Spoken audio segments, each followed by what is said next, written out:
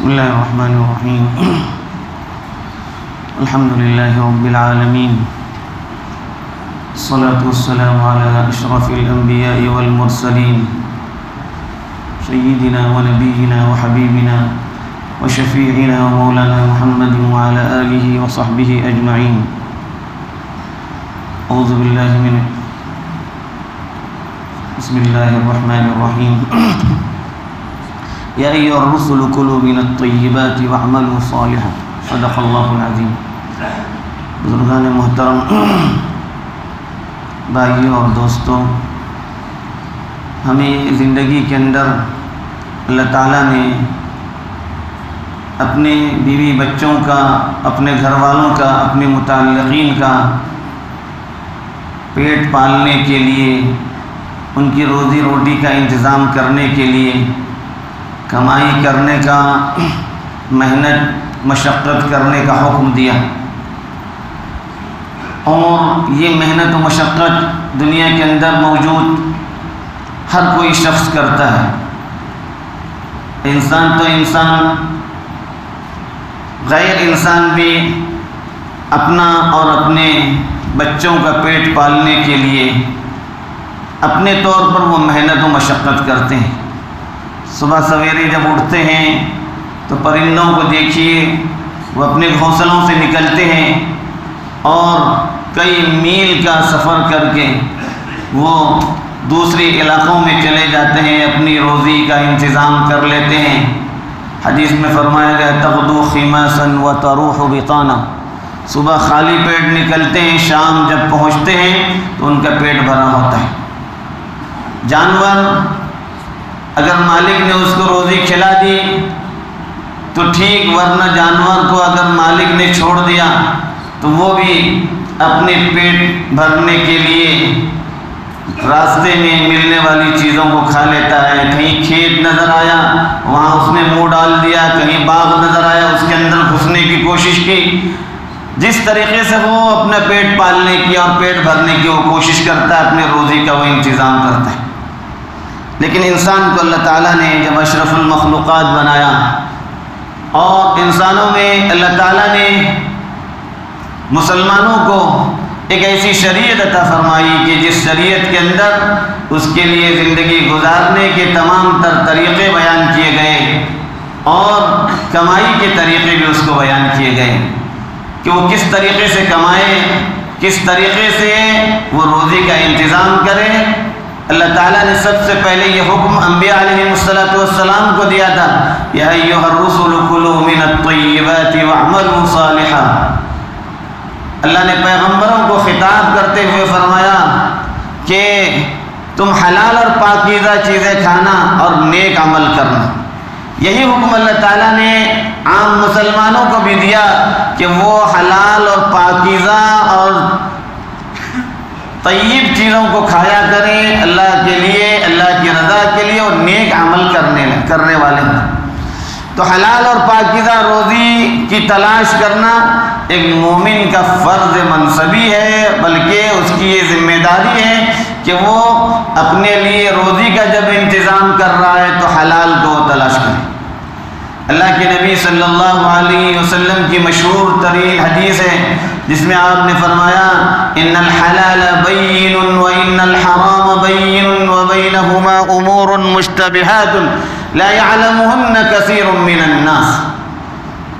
یہ طویل حدیث ہے جس کے اندر اللہ کے نبی نے فرمایا دیکھو حلال بھی بالکل واضح آیا ہے اور حرام وہ بھی بالکل واضح اور آیا ہے، لیکن حلال و حرام کے بیچ میں کچھ ایسی باتیں ہیں جس کو مشتبہ کہا جاتا ہے. آدمی کو معلوم ہے کہ اس طریقے سے میں کام کروں گا، محنت کروں گا، مشقت کروں گا، روزی کماؤں گا، یہ میرے لیے حلال طریقہ ہے. شریعت کے اندر اس کو راستہ بتلایا گیا ہے، اور اگر اس راستے سے ہٹ کر کے وہ غلط طریقے پر جاتا ہے تو اس کو معلوم ہے کہ اس طریقے سے آئی ہوئی کمائی میرے لیے حرام ہے. کسی کا مال چوری کرنا، ڈکیتی کے ذریعے کسی کا مال حاصل کرنا، کسی کا مال اپنے پاس آیا ہو اس کو واپس نہ کرتے ہوئے ہر کوئی جانتا ہے یہ حرام. اور شریعت کے طریقے سے ہٹ کر کمائی جو ہوتی ہے وہ حرام ہر کوئی جانتا ہے. اللہ نے ان دونوں کے بیچ میں کچھ ایسی باتیں رکھی ہیں جس کو فرمایا وَبَيْنَهُمَا أُمُورٌ مُشْتَبِهَاتٌ لَا يَعْلَمُهُنَّ كَثِيرٌ مِّنَ النَّاسِ. کچھ باتیں مشتبہ ہیں جس کے حرام و حلال ہونے کے بابت آدمی کو شبہ ہوتا ہے. تو اللہ کے نبی نے حرام سے بچنے کا طریقہ یہ بتلایا فَمَنِ اتَّقَى الشُّبُهَاتِ فَقَدِ اسْتَبْرَأَ لِدِينِهِ وَعِرْضِهِ. جس شخص نے اپنے آپ کو شبہات سے بچایا اور مشتبہ چیزوں سے بچ کر کے اس نے زندگی گزاری، اس نے اپنے دین کی حفاظت کا انتظام کر لیا. اس کا دین محفوظ ہونے کے لیے اس پر جو ذمہ داری عائد ہوتی تھی اس ذمہ داری کو اس نے پوری کر لی. وَمَنْ وَقَعَ فِي الشُّبُهَاتِ وَقَعَ فِي الْحَرَامِ. اللہ کے نبی نے فرمایا جو آدمی مشتبہ چیزوں کے اندر پڑ گیا وہ حرام کا ارتکاب کرنے لگا، وہ حرام چیزوں کو لینے والا ہوا. اللہ نے حلال کے اندر ایسی برکتیں رکھی ہیں کہ انسان کے پاس بہت تھوڑا ہوتا ہے لیکن وہ اس کے لیے کفایت کر جاتا ہے. اس کے اندر اس کی ضرورتیں پوری ہو جاتی ہیں. جس حلال اور محنت کے ذریعے حلال طریقے سے محنت کر کے جو روزی وہ گھر پر لاتا ہے اللہ اس کے اندر بڑی برکتیں دیتے ہیں. انسان تصور نہیں کر سکتا. اس کی بھی ضروریات پوری ہو رہی ہے، اس کے بھی گھر کا خرچ چل رہا ہے. یہ الگ بات ہے کہ اس سے بہت زیادہ کمانے والا ہر روز جو ہے عمدہ سے عمدہ غذا کھاتا ہوں اور یہ بیچارہ چھوٹی سی کمائی کرنے والا جس نے حلال کا پاس و لحاظ رکھا تھا اس کا بھی گھر چلتا ہے. کبھی کبھار اچھی چیز اس کے گھر میں آئی جاتی ہے لیکن عموماً سادی زندگی سے اس کا جو ہے گھر چل جاتا ہے. دونوں گھر چلانے کے اعتبار سے برابر ہیں. ایک جب بہت زیادہ کمائی کرنے والا ہے بس فرق اتنا ہے ان دونوں کے اندر، ایک سادی روزی پر اکتفا کرتا ہے، ایک ہمیشہ پرتعیش زندگی گزارنے کی کوشش کرتا ہے. نتیجے کے اعتبار سے دونوں کا معاملہ ایک ہے، دونوں کی زندگی گزر رہی ہے.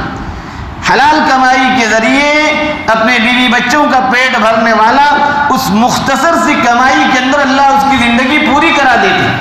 اس کے مسائل حل ہو جاتے ہیں، اس کی گھر کی ضروریات پوری ہو جاتی ہیں.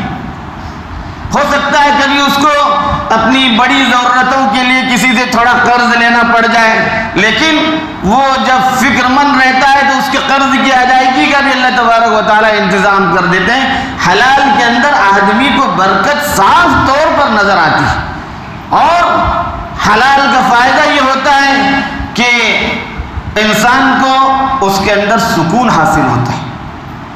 برکت اپنی آنکھوں سے نظر آتی ہے، ساتھ ہی ساتھ اس کو سکون ہوتا ہے.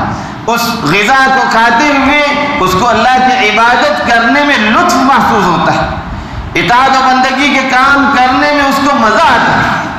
لیکن اس کے بالمقابل جو شخص اللہ کی حدود کی پابندی نہیں کرتا، اللہ تعالیٰ نے جو حدود قائم کی ہیں بندوں کے لیے حرام سے بچنے کے لیے، جو باڑ اللہ تعالیٰ نے لگائی ہے اس سے بچنے کی وہ کوشش نہیں کرتا، اس کی زندگی کا سکون برباد ہو جاتا ہے.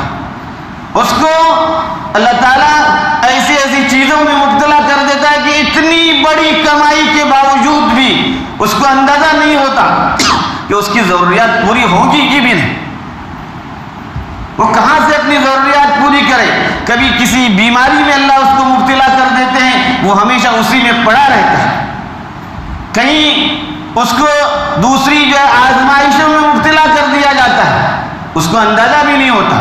وہ سمجھتا ہے کہ میرے پاس پیسہ بہت ہے، وہ حرام کا آیا ہوا ہے، اس کو اندازہ نہیں ہے لیکن پیسہ بہت ہے، میری ضرورتیں پوری ہو رہا ہے. سمجھ رہے ہیں، ضرورتیں آپ کی بھی پوری ہو رہی ہیں، ضرورتیں اس غریب کی بھی پوری ہو رہی ہیں جو حلال کی فکر کرتے ہوئے زندگی گزارتا ہے. تو بزرگوں اور بھائیوں، اللہ نے حلال کے اندر بڑی برکت رکھی ہے، اس لیے مشتبہ چیزوں سے بچنے کی اللہ کے نبی صلی اللہ علیہ وسلم نے ہدایت فرمائی کہ آدمی مشتبہ چیزیں جس کام کے کرنے میں ہمیں پکا معلوم نہیں ہے کہ یہ حرام یا حلال ہے، اللہ تعالیٰ نے ایک ایسا نفس عطا کیا ہے کہ اس کا نفس اس کو بتا دیتا ہے.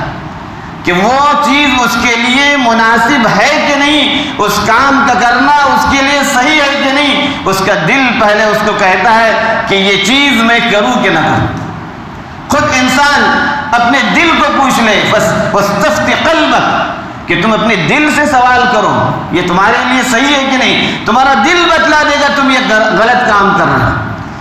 کوئی آدمی حرام کرتے ہوئے علل اعلان نہیں کرتا، جس کے دل میں بھی اللہ کا خوف ہوگا وہ لوگوں کے سامنے علل اعلان کبھی اپنی حرام کمائی کا اظہار نہیں کرے گا، وہ لوگوں سے چھپا کر کرے گا۔ اس کو معلوم ہے کہ وہ حرام کر رہا ہے، حرام طریقے سے اس کے گھر میں پیسہ آ رہا ہے، غلط طریقے سے اس کے گھر میں پیسہ آ رہا ہے۔ وہ لوگوں کے سامنے اپنی جو ہے کمائی کے طریقوں کو واضح کرنے والا نہیں ہوتا، اور لیکن جو شخص حلال کمائی کی فکر کرتا ہے، اگر وہ مزدور ہے اپنی مزدوری پوری طور پر، اپنی جو ہے ڈیوٹی پورے طور پر انجام دیتا ہے، اوقات کی پوری پابندی کرتا ہے، آگے پیچھے کرنے کی کوشش نہیں کرتا، جو ذمہ داری اس کو دی گئی ہے اس ذمہ داری کو ادا کرنے میں وہ ٹال مٹول سے کام نہیں لیتا، وہ پورے طور پر اس ذمہ داری کو ادا کرنے والا ہوتا ہے۔ وہ کسی کی امانت اس کے پاس آتی ہے تو اس امانت کے اندر وہ خیانت کرنے والا نہیں ہوتا، اس کو خوف لگا رہتا ہے کہیں اس کی امانت میرے ذمے باقی رہ جائے اور میں دنیا سے چلا جاؤں، مجھے اللہ کے سامنے حاضر ہونے پر باز پرس ہو میری تو میں کیا جواب دوں گا۔ وہ کسی سے قرض لیتا ہے، وہ فکر مند رہتا ہے کہ کیسے میں اپنے قرض کو ادا کروں۔ یہ اللہ کے خوف کی وجہ سے انسان کے دل کے اندر یہ سب چیزیں پیدا ہوتی ہیں۔ جس کے دل سے اللہ کا خوف نکل جاتا ہے اور اس کے اندر سے حیا نکل جاتی ہے، اس کو کوئی عار محسوس نہیں ہوتا، وہ علل اعلان اس طرح کی چیزوں کا ارتکاب کرنے لگ جاتا ہے۔ اللہ کے نبی صلی اللہ علیہ وسلم نے فرمایا کہ تم مشتبہ چیزوں سے بچنے کی کوشش کرو، تم حرام سے بچنے والے بن جاؤ گے۔ اور اللہ کے نبی صلی اللہ علیہ وآلہ وسلم کو، دوسرے انبیاء کو، پیغمبروں و مرسلین کو اللہ تعالیٰ نے جب اس بات کا حکم دیا تو اپنے مومن بندوں کے لیے بھی اللہ تعالیٰ نے اسی بات کو پسند کیا کہ وہ حلال و پاکیزہ چیزیں کھائیں۔ جن چیزوں کے تعلق سے ہمیں صاف طور پر معلوم ہے یہ حرام ہے، اس کے تو قریب جانے کی کوئی آدمی ہمت بھی نہیں کرتا، اللہ کا خوف اس کے دل میں ہے۔ لیکن جو چیزیں جس کے متعلق ہمیں معلوم نہیں ہے اس کے تعلق سے ہمیں لوگوں سے سوال کرنا چاہیے، کاروبار کے ان طریقوں کے تعلق سے ہمیں سوال کرنا چاہیے۔ اللہ کے نبی صلی اللہ علیہ وسلم نے دھوکے والی بے سے منع کیا۔ گاہک ہمارے پاس آ رہا ہے ہم اس کو کسی طرح سے دھوکہ دیں، اللہ کے نبی نے منع فرمایا۔ اور نجش کہتے ہیں کہ کاروبار کے اندر ہم کسی طریقے سے اپنے گاہک کو اس کو جو ہے سامان زبردستی کا اس کے ہاتھ میں دلا لیں، اس کے عیوب کو بیان نہ کریں، اس کے اندر کیا کمی ہے نہ بیان کریں۔ ایک مرتبہ میری دکان سے مال بک جائے، میری دکان سے مال چلا جائے، یہ مومن کا کام یہ نہیں ہوتا۔ مومن کاروبار کر رہا ہوتا ہے، تجارت کر رہا ہوتا ہے، وہ اس کو عبادت سمجھتا ہے، وہ اس کے لیے اس کا کاروبار، اس کی تجارت اس کے لیے عبادت ہوتی ہے۔ اسی لیے اللہ کے نبی صلی اللہ علیہ وسلم نے فرمایا التاجر الصدوق الامین مع البررۃ الکرام، یا یہ فرمایا مع النبیین والصدیقین والشہداء، او کما قال صلی اللہ علیہ وسلم۔ ایک ایسا تجارت کرنے والا آدمی امانت دار ہو، سچائی کے ساتھ تجارت کرنے والا ہو، دھوکہ نہیں دے رہا ہے، صحیح بول کر کے جو ہے تجارت کر رہا ہے، لوگوں کے ساتھ دھوکہ دہی کا معاملہ نہیں فرماتا۔ اللہ کے نبی نے فرمایا کہ وہ دنیا کے اندر تجارت کر رہا ہے، اپنے گھر میں اپنی روزی لا رہا ہے، دنیا کماتے کماتے اپنا ٹھکانہ انبیاء اور صدیقین کے ساتھ بنا رہا ہے۔ تو کاروبار و تجارت اور دوسرے تمام امور کے اندر سچائی، امانت داری کا حکم دیا گیا، دھوکہ دہی سے بچنے کا حکم دیا گیا کہ اپنے گاہک کو دھوکہ نہیں دیا جائے، اس کے سر کوئی چیز زبردستی تھوپی نہیں جائے۔ کوئی مال ہمارے پاس آیا ہے تو کسی کا مال ہڑپ کر کے نہ رہے، حرام کا پیسہ جب گھر میں آئے گا گھر کا سکون برباد ہو جائے گا، عبادت کے اندر سے لطف ختم ہو جائے گا، اللہ کی اطاعت و بندگی کے اندر کوئی سکون آدمی کو نہیں ہوگا۔ اس لیے اور ساتھ ہی ساتھ ان سب جب حرام کمائی کا پیسہ پیٹ میں جائے گا تو اللہ تعالیٰ ایسے آدمی کی دعائیں بھی قبول نہیں کرتے۔ اس لیے اللہ کے نبی صلی اللہ علیہ وآلہ وسلم نے اپنے امت کے افراد کو خصوصیت کے ساتھ حلال کی ترغیب دی، حلال روزی اختیار کرنے کی ترغیب دی۔ حلال روزی اختیار کرنے والے، محنت و مشقت کرنے والوں کے لیے آپ نے بڑی خوشخبریاں سنائی ہیں۔ المؤمن یموت بعرق الجبین، حدیث میں فرمایا گیا۔